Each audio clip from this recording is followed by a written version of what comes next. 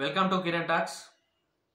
రాబోయే 2024 లోక్సభ ఎన్నికల్లో దేశవ్యాప్తంగా ఏ పార్టీ ఎన్ని ఎంపీ సీట్లు గెలుచుకుంటుంది అని టైమ్స్ నౌ నిర్వహించినటువంటి సర్వేలో ఫలితాలు ఒక్కసారి మనం గమనించే ప్రయత్నం చేద్దాం.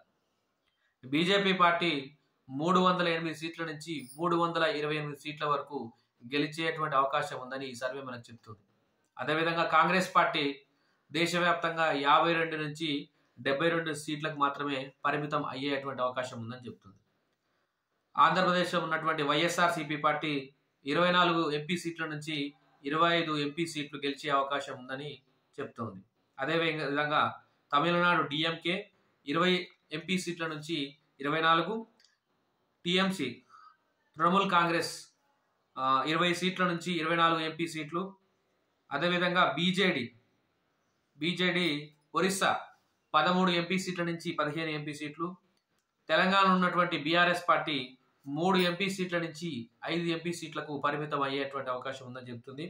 అదేవిధంగా ఆప్ 4 ఎంపీ సీట్ల నుంచి 7 ఎంపీ సీట్లు గెలిచే అవకాశం ఉందని ఈ టైమ్స్ నౌ సర్వే చెప్తా ఉంది.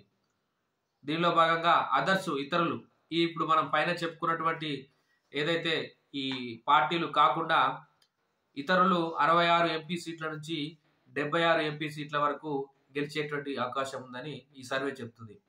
మొత్తంగా ఈ మధ్య కాలంలో జరిగినటువంటి లోక్సభ ఎన్నికలకు సెమీఫైనల్గా భావించేటువంటి ఛత్తీస్గఢ్, మధ్యప్రదేశ్, రాజస్థాన్, అదేవిధంగా తెలంగాణ ఎన్నికల్లో భారతీయ జనతా పార్టీ అత్యధిక ఎమ్మెల్యే సీట్లను కైవసం చేసుకోవడం జరిగింది.